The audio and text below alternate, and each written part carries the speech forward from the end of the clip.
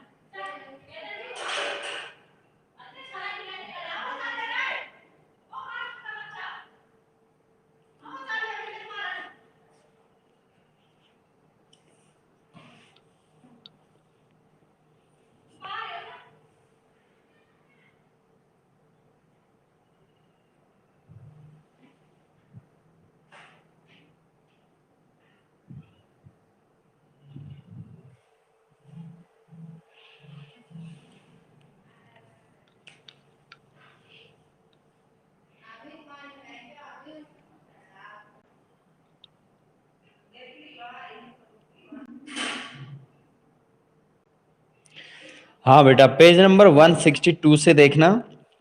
Nikhil, Tannu, 162 page.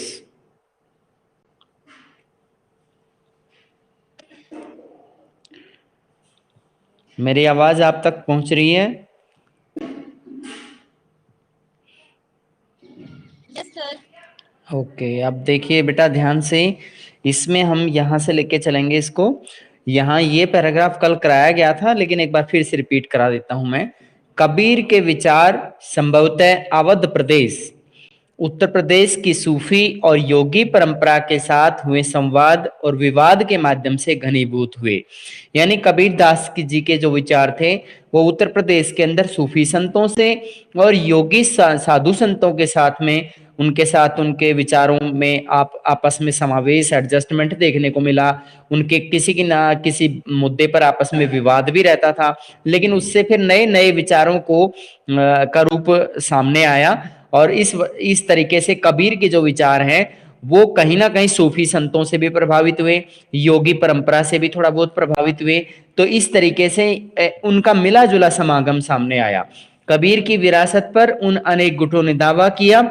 मतलब कबीर की विरासत का मतलब क्या यहाँ पे क्या है? जो कबीर के पद हम पढ़ते हैं, जो उनकी कविताएं पढ़ी जाती हैं, जो उनके शिष्यों ने लिखी हैं, उनकी जो शिक्षाएं हैं, तो विभिन्न गुट दावा करते हैं कि जो उन्हें याद करते थे और आज भी कर रहे हैं। उन्होंने दावा किया है कि हमारा भी इस पे कहीं ना कहीं प्रभाव इस चीज पर है, और कबीर दास जी का हमारे से भी संबंध रहा है। और कुछ इस तरह के गुट हैं, कुछ इस तरह समूह लोगों के हैं जो आज भी इन चीजों को याद करते हैं।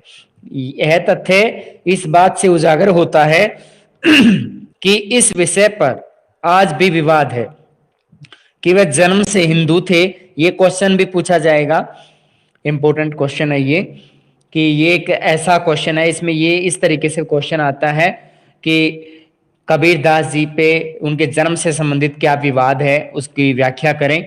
तो यह तथ्य इस बात से उजागर होता है कि इस विषय पर आज भी विवाद है। उस समय भी विवाद इतना ज्यादा नहीं था जितना आज विवाद है, क्योंकि बहुत से लोग हैं वो ये कहते हैं कि भाई जन्म से वो मुसलमान थे, और कुछ लोग ऐसे कहते हैं कि वो जन्म से हिंदू थे। तो आज तक जितने भी प्रमाण हैं उनके अकॉर्डिंग ये पता चल रहा है कि वे जन्म से तो हिंदू थे अथवा मुसलमान। ये इस बारे में क्लियर नहीं कहा जा सकता, और यह विवाद अनेक संत जीवनियों में उभर कर सामने आते हैं। यानी ऐसी बहुत सी संत जीवनियां हैं, यानी बायोग्राफीज हैं, संतों ने जो लिखी हैं, उनमें इस तरह का विवाद सामने आता है कि वो हिंदू थे या मुसलमान। इस तरह का जो विवाद है उनके सामने आ रहा है, जो 17वीं शताब्दी यानी उनकी मृत्यु के 200 वर्ष के बाद में लिखी गई है। उनकी मृत्यु माना जाता है 14वीं से 15वीं सदी के दौरान हो गई थी। उनकी मृत्यु के संबंध में भी डाउट है कि उनका एग्जैक्ट अवधि किसी को पता नहीं है, लेकिन जिस तरह के हमें ग्रंथ मिलते हैं, जिस तरह की जानकारियां हमें मिलती हैं, उसी से अंदाजा लगाया जाता है। तो यहाँ 17वीं सदी के दौरान यानी 200 वर्षों के बाद, उनकी मृत्यु के 200 साल के बाद, यहाँ पर मतलब बहुत सी बातें उनके बारे में लिखी गई हैं, यानी बहुत सी जानकारियां उनकी लिखी गई हैं। तो यहाँ ये क्लियर नहीं हो पाया है कि वो जन्म से हिंदू थे या मुसलमान, तो ये विवाद है। बहुत सी संत बायोग्राफी जो हैं उनकी जीवनियां हैं, उनसे पता चलता है। वैष्णव परंपरा की जीवनियों के अंदर कबीर, और कबीर का अरबी में अर्थ है महान। वैष्णव परंपरा जो कहती है हिंदुओं की, उनकी जो विभिन्न प्रकार के संत जो हैं, उनकी जो बायोग्राफीज हैं, वो बयान करती हैं कि जो कबीर है उसको अरबी भाषा में महान कहा जाता है, को जन्म से हिंदू कबीरदास बताया गया है। यानी वैष्णव परंपरा ने इसे क्या माना है कि वे हिंदू थे और उनका जन्म का नाम जो था वो कबीरदास रहा है, किंतु उनका पालन गरीब मुसलमान परिवार में हुआ जो जुलाहे थे। जुलाहे जो कि मोहम्मदन परिवार था, गरीब थे, उन्होंने उसका लालन पालन किया। कुछ समय पहले ही इस्लाम धर्म के अनुयायी बने थे। यानी जो जुलाहा परिवार है वो पहले हो सकता है कि किसी दूसरे धर्म से बिलोंग करता हो या हिंदू धर्म का हो, उन्होंने कुछ समय पहले इस्लाम धर्म अपना लिया था और उन्होंने लालन पालन किया कबीरदास जी का। इन जीवनियों में यह भी कहा जाता है कि कबीर को भक्ति का मार्ग दिखाने वाले गुरु रामानंद थे। तो रामानंद का संबंध जो है हिंदू धर्म से था। और बहुत से संत महात्माओं की जीवनियों से बात पता चलती है कि जो कबीर को मार्गदर्शन करते थे या उनका गुरु जो थे, उनका नाम था गुरु रामानंद। तो यहाँ पे हमें इतना अंदाजा हुआ कि हिंदुओं की जो वैष्णव परंपरा है वो तो बयान करती है कि उनका जन्म जो है हिंदू परिवार में हुआ, जन्म का नाम है कबीरदास जी, और उनको बाद में गरीब मुस्लिम जुलाहे परिवार ने उन्हें पालन पोषण किया है, जो कि उस मुस्लिम जुलाहे परिवार ने कुछ ही समय पहले मुस्लिम धर्म को अडॉप्ट किया था, ग्रहण किया था। और कबीरदास जी के जो गुरु है वो रामानंद जी हैं। और कबीरदास के बारे में जो भी जानकारियां हमें आज पता चलती हैं तो उनकी मृत्यु के 200 वर्षों के बाद में लिखी गई हैं। वैसे इस तरह का जो विवाद है वो संत महात्माओं की बायोग्राफी से पता चलता था कि वो हिंदू थे, मुसलमान थे, इस तरह का मतभेद सामने आता है। अगले पैराग्राफ पे आते हैं हम। किंतु कबीर के पद, गुरु और सतगुरु संबोधन का इस्तेमाल किसी विशेष व्यक्ति के संदर्भ में नहीं करते। यानी कबीर के जो पद हैं या गुरु और सतगुरु, इनका जो संबोधन है वो विशेष व्यक्ति के संदर्भ में नहीं किया जाता था। इतिहासकारों को यह भी मानना है कि कबीर और रामानंद का समकालीन होना मुश्किल प्रतीत होता है। एक दूसरा विवाद का विषय सामने आ गया कि कुछ विद्वान, कुछ इतिहासकार ये मानते हैं कि जो कबीरदास जी के गुरु माने जाते थे रामानंद, उनके बारे में यह माना जाता है कि ऐसा अंदाजा है कि वो शायद समकालीन नहीं रहे थे। क्या नहीं थे? समकालीन नहीं थे। एक समकालीन का वर्ड का मीनिंग ये होता है कि एक ही समय के नहीं थे।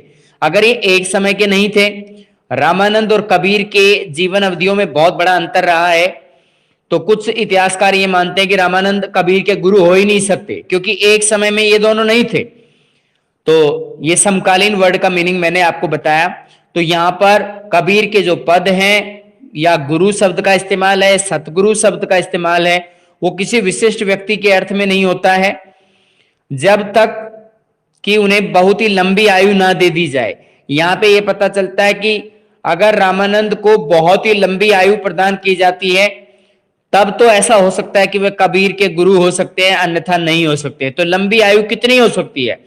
कोई अनलिमिटेड तो हो नहीं सकती है। औसतन आयु लगभग अपने 65 से 70, 80, 100 साल लगा लीजिए, लेकिन अधिकतम अगर किसी व्यक्ति की जीवन अवधि को 200 वर्ष तक खींचा जाता है तो वो फिर झूठ ही होता है। उसमें बहुत ही बढ़ा चढ़ा के पेश करने वाली बातें होती हैं, असलियत से दूर भागा जाता है। अतः वे परंपराएं जो दोनों को जोड़ती हैं स्वीकार नहीं की जा सकती हैं। यानी आपसे एक ऐसा क्वेश्चन पूछा जाएगा कि कबीर दास के जीवन से संबंधित कौन कौन से वो विवाद के विषय हैं। एक तो जन्म के बारे में आप बताएंगे, जन्म के बारे में कंफर्मेशन नहीं है कि उनका जन्म हिंदू परिवार में हुआ, मुस्लिम परिवार में हुआ।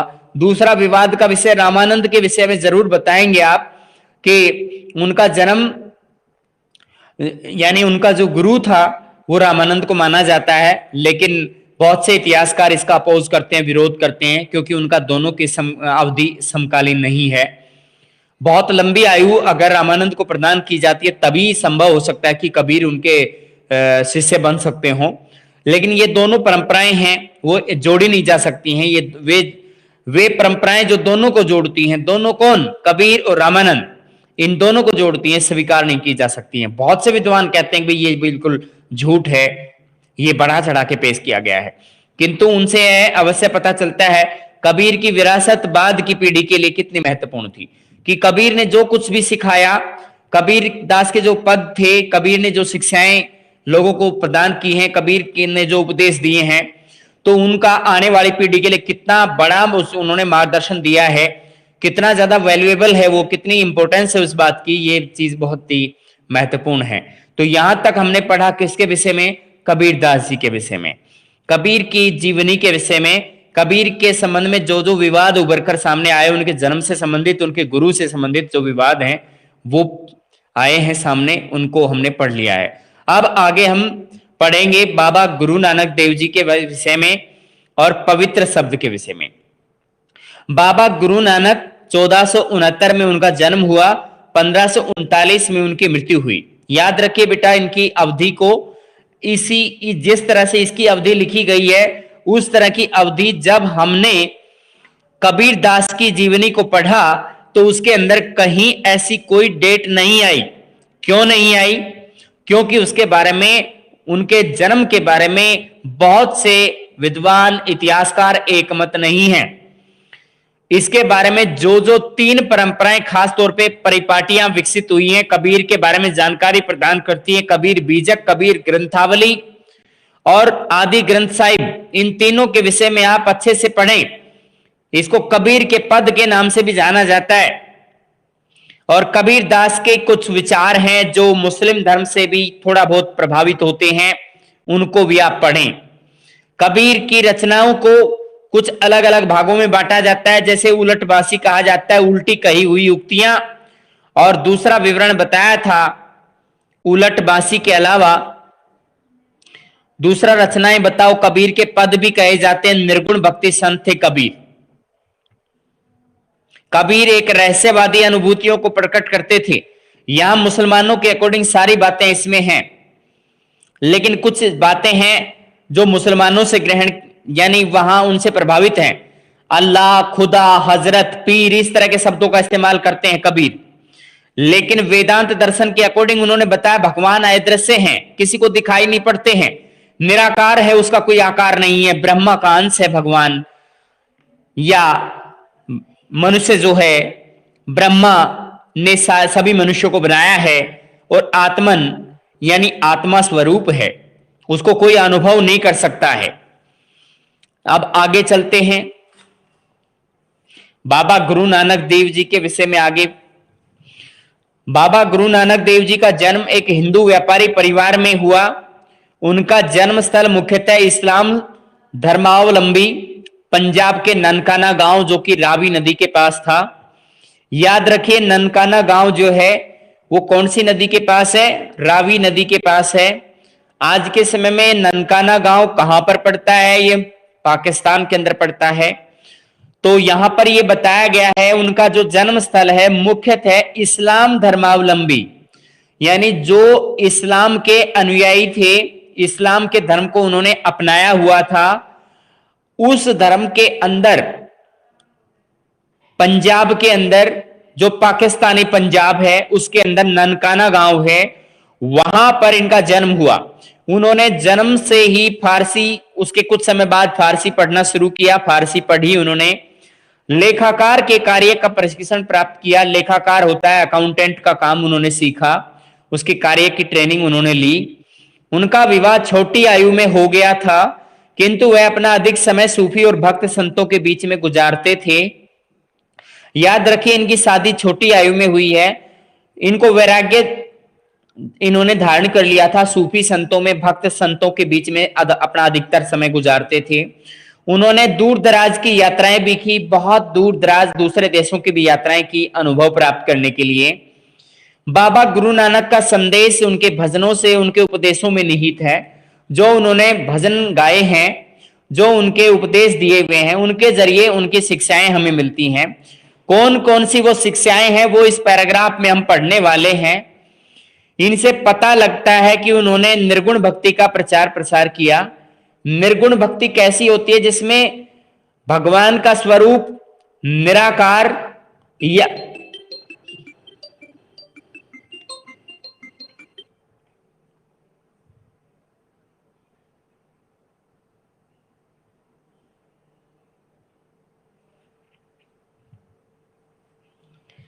इसमें बेटा बाबा गुरु नानक का जो संदेश है वो उनके भजनों से, उनके उपदेशों से हमें जानकारी पता चलती है। यहाँ पे निर्गुण भक्ति का प्रचार प्रसार की बात की गई है। तो निर्गुण भक्ति कैसी होती है? जिसके अंदर भगवान का स्वरूप जो है मनुष्य जैसा नहीं दिखाया जाता है। निर्गुण भक्ति का मतलब ये होता है कि ईश्वर जो है निराकार है, उसको कोई देख नहीं सकता है, उसका कोई स्वरूप नहीं है, वो पृथ्वी के या किसी भी ब्रह्मांड के कण कण में मौजूद है। तो इस तरह के आकार को हम निर्गुण आकार, निर्गुण भक्ति कह सकते हैं। तो यहां हम बाबा गुरु नानक देव जी को, ये सबसे पहले उनकी विशेषता है कि हमें जानकारी कहां से मिलती है? भजनों और उपदेशों से मिलती है। निर्गुण भक्ति संत हुआ करते थे। जन्म इनका मुस्लिम धर्मावलंबी पंजाब के ननकाना गांव में हुआ। धर्म के सभी बाहरी आडंबरों को उन्होंने स्वीकार किया, बाहरी दिखावों को मना कर दिया कि जो बाहरी दिखावा होता है वो सब बकवास है, वो कुछ काम नहीं आता है। उन्होंने स्वीकार किया जैसे यज्ञ करते हैं हिंदू धर्म के लोग, अनुष्ठानिक स्नान करते हैं, सामूहिक स्नान करते हैं, ये सिर्फ एक दिखावा है। उन्होंने कहा यज्ञ करना भी दिखावा है और अनुष्ठानिक स्नान करना भी दिखावा है, सामूहिक स्नान करना कोई जरूरी नहीं है। जैसे कि कुछ लोग गंगा के घाट पर स्नान करने जाते हैं अपने आप को पवित्र बनाने के लिए, उनके पाप कर्म साफ हो जाएंगे इस मकसद से। जीवन के अंदर जैसे अस्थियां बहाई जाती हैं गंगा जल के अंदर, तो कुछ रिवाज है हमारी, कुछ परंपराएं हैं, इन सब चीजों की परंपराओं को उन्होंने बाहरी आडंबर माना है। मूर्ति पूजा को उन्होंने आडंबर माना है कि मूर्ति पूजा करना बेकार है। कठोर तपस्या करना भी उन्होंने बाहरी आडंबर माना है, दिखावा माना है। याद रखिए बेटा, ये चीजें यज्ञ करना, अनुष्ठानिक स्नान करना, मूर्ति पूजा करना, कठोर तपस्या करना, ये सब उन्होंने बाहरी दिखावा माना है, फालतू की चीजें मानी है। हिंदू मुसलमानों के धर्म ग्रंथों को भी उन्होंने नकार दिया। जैसे हिंदुओं के धार्मिक ग्रंथ जैसे कि विभिन्न प्रकार के वेद हैं, चारों वेद, जिसमें ऋग्वेद है, यजुर्वेद है, सामवेद है, अथर्ववेद है, पुराण है, धर्म ग्रंथों में मनुस्मृति है, ब्राह्मण शास्त्र मौजूद हैं। तो इस तरह के जो ग्रंथ है उन्होंने उनको नकार दिया कि इनकी कोई इतना ज्यादा महत्वपूर्ण नहीं है। तो मुसलमानों के धर्म ग्रंथ जैसे हदीस है या कुरान है, इस तरह के धर्म ग्रंथों को भी उन्होंने नकार दिया। हिंदुओं का धर्म ग्रंथ जैसे ये भागवत गीता है, तो इस तरह के धर्म ग्रंथ को भी उन्होंने मना कर दिया, कोई इनकी कोई वैल्यू नहीं है, कोई ज्यादा महत्वपूर्ण नहीं है। बाबा गुरु नानक के लिए परम पूर्ण रब का कोई लिंग या आकार नहीं था। याद रखिए, बाबा गुरु नानक देव के अनुसार कि ईश्वर जो है उसको कोई ये नहीं कह सकता कि वो स्त्रीलिंग में है या पुल्लिंग में है, कोई नहीं कह सकता। उनका कहना है कि उसका रब का कोई लिंग या आकार नहीं था, यानी उसको हम मनुष्य स्वरूप में देख ही नहीं सकते हैं। उन्होंने इस रब की उपासना के लिए एक सरल उपाय बताया कि जिस तरीके से हम उसकी पूजा कर सकते हैं, उसका तरीका क्या होना चाहिए। उनका निरंतर स्मरण और नाम का जाप करें, यानी हमेशा उनको याद रखें, अपनी जिह्वा पर याद रखें, अपने मस्तिष्क में धारण करते रहें, उनके नाम का जाप करते रहें। उन्होंने अपने विचार पंजाबी भाषा में शब्द के माध्यम से सामने रखे। पंजाबी भाषा के अंदर याद रखिए बेटा, पंजाबी भाषा की लिपि गुरुमुखी लिपि है, तो उन्होंने इस लिपि के अंदर पंजाबी भाषा में अपने विचार लोगों के सामने रखे। यहां शब्द जो है ये उनके विचार हैं बेटा, उनके उपदेश हैं। शब्द, यहां शब्द एक शब्द नहीं है, ये याद रखिए बेटा, ये सिर्फ एक शब्द नहीं है। बाबा गुरु नानक यह शब्द अलग अलग रागों में गाते थे। उनका सेवक मर्दाना रबाब बजाकर उनका साथ देता था। याद रखिए बेटा, ये उनका शिष्य है मर्दाना।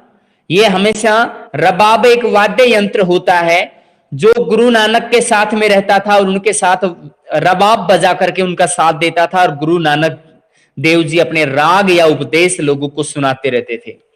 इस मर्दाना का नाम याद रखिए, ये व्यक्ति उनका शिष्य था।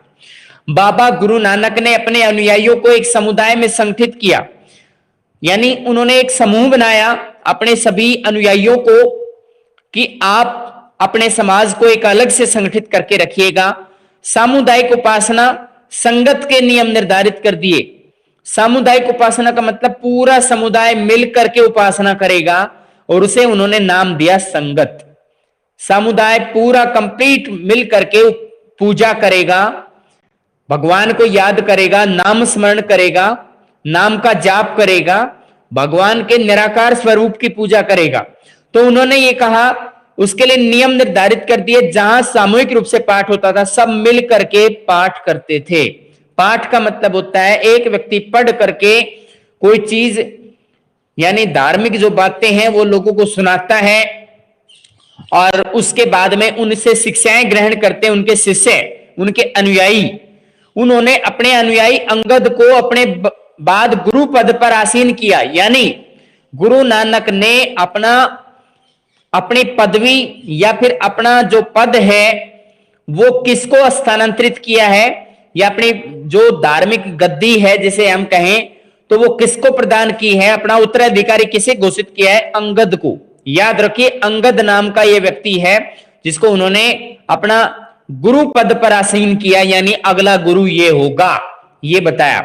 इस परिपाटी का पालन 200 साल तक होता रहा, यानी इस तरह से आगे आने वाले अंगद के बाद अंगद ने भी अपना एक इसी तरह से किसी को डिक्लेयर किया होगा, और उसके बाद उससे अगली पीढ़ी ने उसे डिक्लेयर किया होगा। इस तरह की परिपाटी चल पड़ी। ऐसा प्रतीत होता है बाबा गुरु नानक किसी नवीन धर्म की स्थापना नहीं करना चाहते थे। याद रखिए, बाबा गुरु नानक देव जी नए धर्म की स्थापना नहीं करना चाहते थे, किंतु उनकी मृत्यु के बाद उनके अनुयायियों ने आचार व्यवहार को सुगठित करके अपने को हिंदू और मुसलमान दोनों से पृथक चिन्हित कर दिया। अब ये किसने किया? याद रखिए कि उनकी मृत्यु के बाद उनके अनुयायियों ने उनके जो आचार विचार थे, अपने खुद के आचार विचार थे, उनको सुसंगठित स्वरूप में हिंदुओं से भी अलग कर लिया, मुसलमानों से भी अलग चिन्हित कर लिया कि हम तो अलग से ही, उनके आचार विचार जो है ना तो हिंदुओं से मैच होते हैं ना मुसलमानों से, हम तो अलग ही रहेंगे। ये किसने किया? इनके अनुयायियों ने किया। गुरु नानक के खुद के विचार ऐसे नहीं थे कि वो अलग से इनसे जाना चाहते हो, हिंदू मुसलमानों से अलग रहना चाहते हो। पांचवें गुरु, याद रखिए बेटा कौन सा गुरु है? पांचवा गुरु अर्जुन देव ने बाबा गुरु नानक, उनके 4 उत्तराधिकारियों बाबा फरीद, रविदास और कबीर की बानी को आदि ग्रंथ साहिब में संकलित कर लिया। पांचवें गुरु ने किया है, गुरु नानक ने नहीं किया। जो आदि ग्रंथ साहिब है ये बेटा पवित्र धार्मिक पुस्तक है सिख धर्म की, जो कि गुरुद्वारे में रखी जाती है, इसकी पूजा होती है। तो पांचवें गुरु अर्जुन देव ने, जिसका नाम अर्जन देव कहा गया है, अर्जन देव भी इसको जानते हैं, अर्जन देव भी इसी को कहा जाता है। तो ये बेटा बाबा गुरु नानक और उनके 4 उत्तराधिकारी बाबा फरीद, रविदास और कबीर की बानी। अब यहां पे 4 उत्तराधिकारी का मीनिंग यहां पे बाबा फरीद और ये नहीं है, ये 4 उत्तराधिकारी जैसे अंगद और अंगद के बाद में जो भी उत्तराधिकारी रहे होंगे उनको स्थान दिया गया है 4 उत्तराधिकारियों में। फिर उनके बाद में बाबा फरीद ने जो कुछ भी कहा वो इन्होंने जोड़ा है इसमें। फिर रविदास ने जो कुछ कहा, शिक्षाएं प्रदान की, वो भी इसमें जोड़ दिया। फिर कबीर की बानी, कबीर के जो पद थे उस ग्रंथ से उन्होंने आदि ग्रंथ साहिब में बहुत कुछ लिया, उसे जोड़ करके उसका संकलन कर दिया, कंपोजिट कर दिया उसे, और इनको गुरबाणी कहा जाता है। ये इसका सामूहिक स्वरूप, पहले इसका नाम क्या था? आदि ग्रंथ साहिब था, बाद में इसको गुरुबाणी कहा जाता है। क्यों? क्योंकि इसके अंदर ये मैटर बाद में जोड़ दिया गया, 4 उत्तराधिकारियों का, गुरु नानक का, बाबा फरीद का, रविदास का, कबीर की बाणी।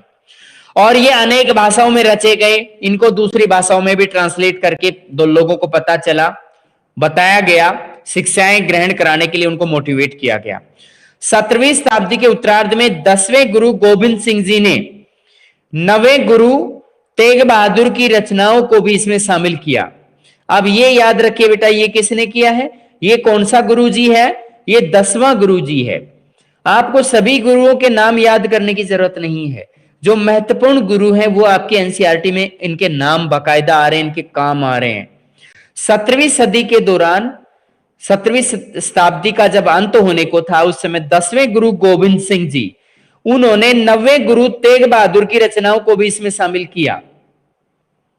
पहले कितने गुरुओं का इसमें योगदान रहा है गुरबाणी में, फिर इसके बाद में तेग बहादुर की रचनाओं को भी किसने शामिल किया? गुरु गोविंद सिंह ने। और इस ग्रंथ को गुरु ग्रंथ साहिब कहा गया। अब आप याद रखिए, इसके नाम चेंज हो रहे हैं।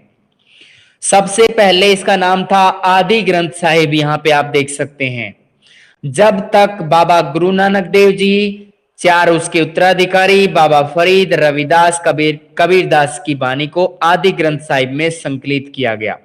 तो आदि ग्रंथ साहिब इन विचारों को जोड़ने से पहले भी इस ग्रंथ का नाम आदि ग्रंथ साहिब था। जब इनको जोड़ दिया गया तो जोड़ने के बाद इसका नाम हो गया गुरुबाणी।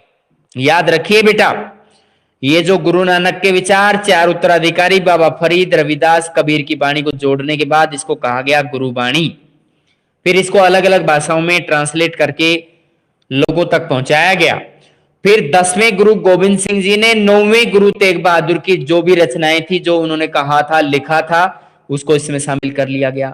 इसके बाद इस ग्रंथ का नाम क्या हो गया? गुरु ग्रंथ साहिब। गुरु गोविंद सिंह जो कि 10वें गुरु थे, याद रखिएगा 10वें गुरु थे सिख धर्म के, उन्होंने खालसा पंथ यानी पवित्रों की सेना की नींव डाली। ये खालसा पंथ क्या है कि हम एक पवित्र पंथ का समर्थन करते हैं, पवित्र विचारधारा का समर्थन करते हैं। इन्होंने पवित्रों की एक सेना की नींव डाली, पवित्रों की एक सेना बना दी गुरु गोविंद सिंह ने, और उनके 5 प्रतीक का वर्णन किया कि उन जो भी इस पवित्रों की सेना का हिस्सा होगा, खालसा पंथ का जो भी सदस्य बनेगा, उसको 5 ये चीजें करनी होंगी, 5 ये शर्तें उनको रखनी होगी। बिना कटे हुए केस उसको रखने होंगे, उसको अपने बाल नहीं कटवाने हैं, कृपाण, उसको अपने हाथ में कृपाण रखना है, खंजर, इस तरह की कोई भी एक चीज रखनी है, कृपाण रखना है। कच्छ, उसको एक वस्त्र धारण करना है। एक कंघा, एक कंघी रखनी है अपने केसों को संवारने के लिए, और एक लोहे का कड़ा अपने हाथ में पहनना है। तो ये चीजें उन्होंने प्रतीक के रूप में रख दी कि सिख धर्म का जो भी अनुयायी होगा, खालसा पंथ का जो भी अनुयायी होगा, उसको ये चीजें अपने पास रखनी होगी, ये शर्तें उसको माननी होंगी, और ऐसा उन्हें अपने जीवन में उतारना होगा। गुरु गोविंद सिंह के नेतृत्व में समुदाय एक सामाजिक, धार्मिक, सैन्य बल के रूप में संगठित होकर सामने आया।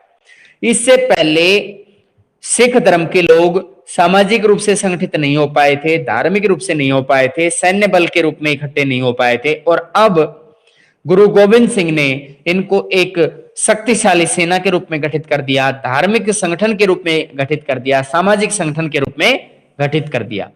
याद रखिए, इनके जो ग्रंथ के 3 नाम मैंने आपको बताए हैं। शुरुआत में आदि ग्रंथ साहिब कहा गया, फिर इसका नाम गुरुबाणी हुआ, फिर उसके बाद में इसका नाम गुरु ग्रंथ साहिब रखा गया। पवित्रों की जो सेना है उसके लिए 5 पवित्र जो प्रतीक बताए गए थे। बिना कटे हुए केस रखने हैं, बाल नहीं कटवाने हैं, कृपाण रखना है, कच्छ धारण करना है, कंघा और लोहे का कड़ा साथ में रखना है। और इस तरीके से इन्होंने इसे सामाजिक संगठन, सैन्य बल और धार्मिक संगठन बना दिया। अब हम अगले भक्त संत की तरफ चलते हैं, जो इसी समय के दौरान रही हैं। राजस्थान से बिलोंग किया है उन्होंने, और इस श्री कृष्ण की इस मूर्ति की पूजा की है उन्होंने। या इसको ध्यान से देख लीजिएगा कि आपके एनुअल एग्जाम में भी इस तरह की कोई पोर्ट्रेट आ सकती है, कोई पिक्चर आ सकती है, उसको पहचान करने के लिए आपसे बोला जा सकता है। 1 नंबर का क्वेश्चन उसके लिए होगा। ये श्री कृष्ण की मूर्ति है, इसमें मुरली बजाते हुए श्री कृष्ण को दिखाया गया है। 15वीं शताब्दी की तमिलनाडु से प्राप्त पत्थर की मूर्ति है ये। कहां से प्राप्त हुई है? तमिलनाडु से प्राप्त हुई है। कृष्ण को बांसुरी बजाते हुए दिखाया गया है। मीराबाई कृष्ण के इसी रूप को पूजती थी, इस रूप को पूजती थी। ये मूर्ति हमें कहां से मिली है? 15वीं शताब्दी में मिली है, तमिलनाडु से मूर्ति मिली है। कृष्ण को बांसुरी बजाते हुए दिखाया गया है। मीराबाई कृष्ण के इसी स्वरूप की पूजा करती थी। अब यहां तक बताइए बेटा, किसी तरह की कोई प्रॉब्लम है? You can ask me. आपके 5 मिनट रहते हैं, आप कुछ पूछना चाहते हैं तो पूछिएगा। और बच्चे बहुत कम ज्वाइन हो रहे हैं, क्या बात है? तन्नू, अमृता, अनुज फोगाट, निखिल, उषा दाइमा, भूमिका, धीरज, ये बच्चे हैं तो बहुत कम है बेटा। कहां बिजी रहते हैं, क्या करते रहते हैं पता नहीं। आपके इंचार्ज भी कॉल कर रहे होंगे। वैसे सर ने क्लास ली है या आप आगे लेंगे? वीरेंद्र सर आगे लेंगे। अच्छा, तो एक मैं ये बता रहा हूँ बेटा, फीस से रिगार्डिंग एक मैसेज ग्रुप में आया था, वो आपने भी पढ़ा होगा कि अगर टाइमली 15 जून तक अगर बच्चे फीस जमा करते हैं तो उन्हें छूट मिलेगी, और 15 जून अगर वो निकाल देते हैं उसके बाद में जमा करेंगे तो उसके बाद में उनको फीस, जो आधी फीस के बारे में कहा गया है ना, अप्रैल और मई की आधी फीस, तो वो फिर छूट उनके लिए नहीं रहेगी। तो अपने पेरेंट्स को एडवाइस कर दीजिएगा कि आप वो जल्द से जल्द जमा कराएं। ठीक है बेटा? वैसे इंचार्ज भी आपको बताएंगे। हाँ, और उषा बेटा, आपको कुछ पूछना हो तो यू कैन आस्क। बेटा स्कूल ओपन के विषय में अभी तक तो हरियाणा में 15 जून तक यानी ऐसा शिक्षा विभाग की तरफ से ये मैसेज है कि अभी ओपन नहीं हो सकते हैं स्कूल। अब आगे कोई, हाँ बेटा आपकी आवाज क्लियर नहीं आ रही थी, हाँ रिपीट करो।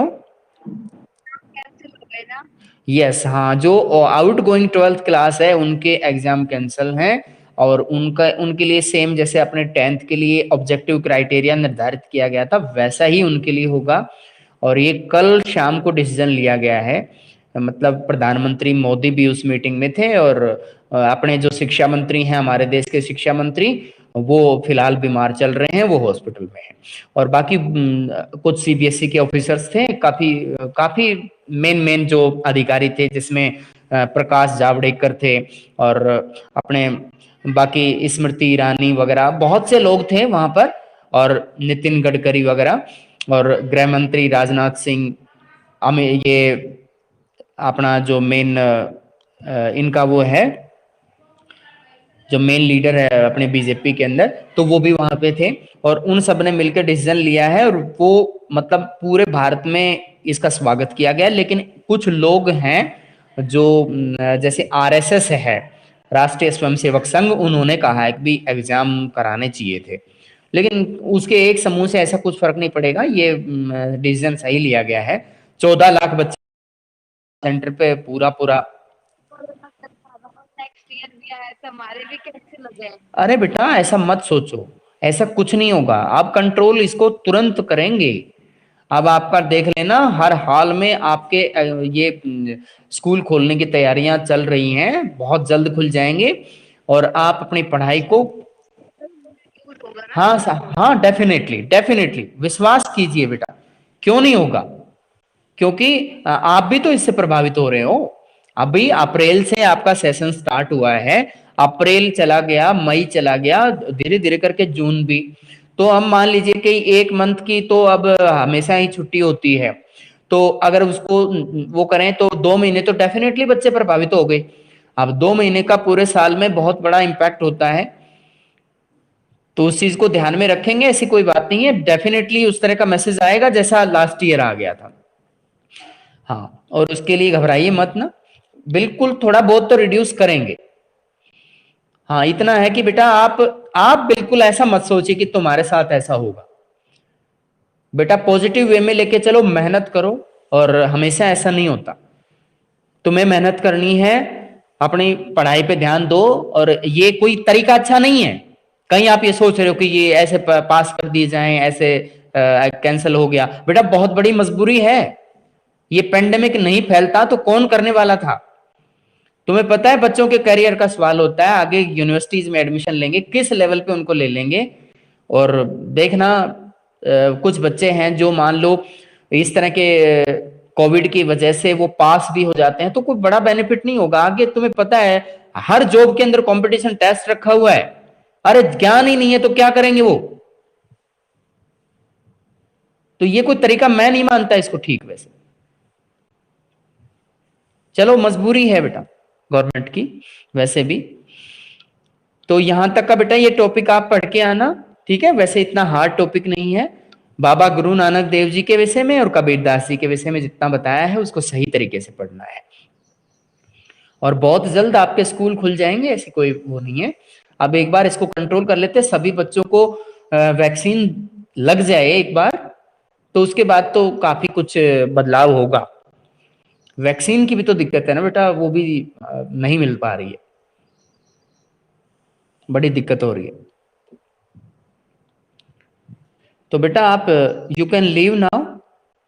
किसी बच्चे को कुछ पूछना है तो पूछ सकते हैं।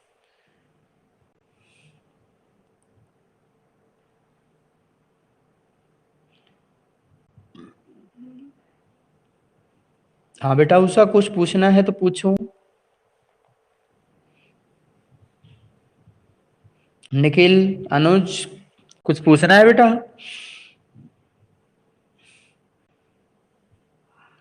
बेटा परमानेंटली अटेंड किया करो क्लास, ऐसा ऑप्शन नहीं होता है कि आप नहीं आए, टॉपिक छूट जाएंगे आपके।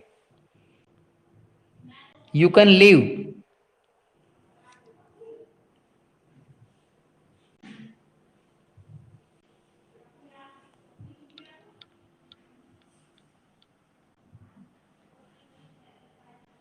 अनुज लीव कीजिए बेटा।